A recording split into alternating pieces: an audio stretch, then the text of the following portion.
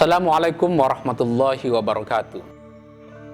Nikah beda agama salah satu isu yang kontroversial di lingkungan umat Islam. Bahkan sebenarnya nikah beda agama bukan hanya kontroversial di dalam Islam, tapi juga di lingkungan agama-agama luar Islam.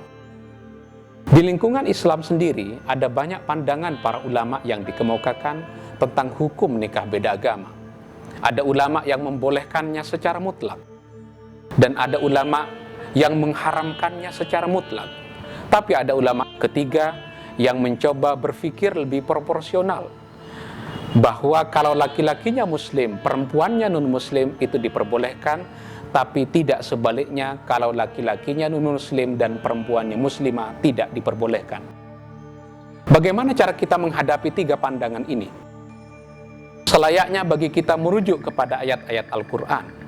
Kalau kita berbicara tentang pernikahan beda agama di dalam Al-Quranul Karim, maka sekurang-kurangnya ada tiga ayat yang bisa kita rujuk. Pertama adalah Al-Baqarah 221. Ayat ini memberikan larangan cukup tegas kepada orang Islam untuk menikah kepada orang-orang musyrik, baik laki-lakinya musyrik ataupun perempuannya musyrik. Tidak ada ruang untuk membolehkan pernikahan orang Islam dengan orang musyrik. Tapi apa yang dimaksud dengan musyrik? Orang seperti Ibnul Arabi dalam bukunya Ahkamul Quran menyatakan bahwa yang dilarang itu tidak seluruh orang musyrik, tapi musyrikatul Arab, orang-orang musyrik Arab. Dengan demikian terbuka kemungkinan orang-orang di luar musyrik Arab untuk dinikahi. Tapi kenapa orang musyrik Arab itu dilarang untuk dinikahi? Karena orang musyrik Arab adalah sekelompok orang, sekelompok manusia yang selalu memusuhi umat Islam. Sekiranya orang non-muslim memusuhi orang Islam, maka tidak ada jalan lain untuk tidak mengharamkannya.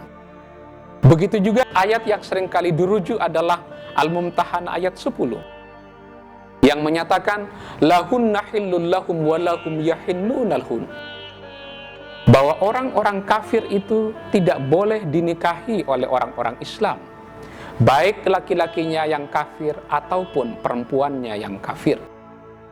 Tapi harap diingat bahwa Al-Baqarah 221, Al-Mumtahanah ayat 10 harus dilihat juga dalam ayat berikutnya, yaitu Al-Maidah ayat 5. Al-Maidah ayat 5 menyatakan wal muhsanatu minal ladzina utul kitaba min qablikum itu hillun lakum, bahwa perempuan-perempuan ahli kitab yang disebut dengan perempuan ahli kitab pada saat itu tidak ada lain kecuali adalah perempuan Yahudi dan perempuan Nasrani. Ulama menyatakan bahwa Al-Maidah ayat 5 ini adalah ayat yang terakhir turun yang terkait dengan pernikahan orang Islam dengan orang di luar Islam. Karena ini ayat yang terakhir turun, maka menurut ulama ini, maka Al-Maidah ayat 5 potensial membatalkan hukum haramnya menikahi orang musyrik dan haramnya menikahi orang kafir. Inilah yang dijadikan dasar oleh sebagian ulama untuk membolehkan nikah beda agama.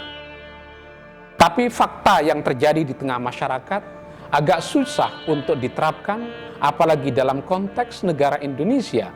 Pernikahan beda agama tidak diberi ruang dari sudut legalistik dan formalistiknya.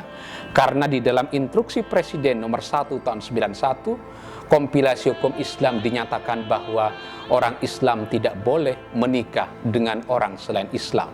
Selama impres ini masih berjalan, Undang-Undang nomor 1 tahun 74 tentang perkawinan masih juga dipakai, maka masyarakat Islam, umat Islam hampir susah untuk menerapkan pernikahan beda agama, bukan hanya dari sudut doktrin ajaran Islam, tapi juga dari sudut legal formalistik perundang-undangan yang berlaku di Indonesia.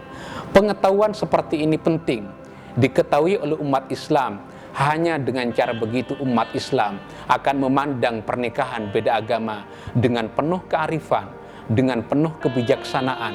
Apakah dirinya akan memilih untuk menikah beda agama atau sama sekali meninggalkan pernikahan beda agama. Demikian, wassalamualaikum warahmatullahi wabarakatuh.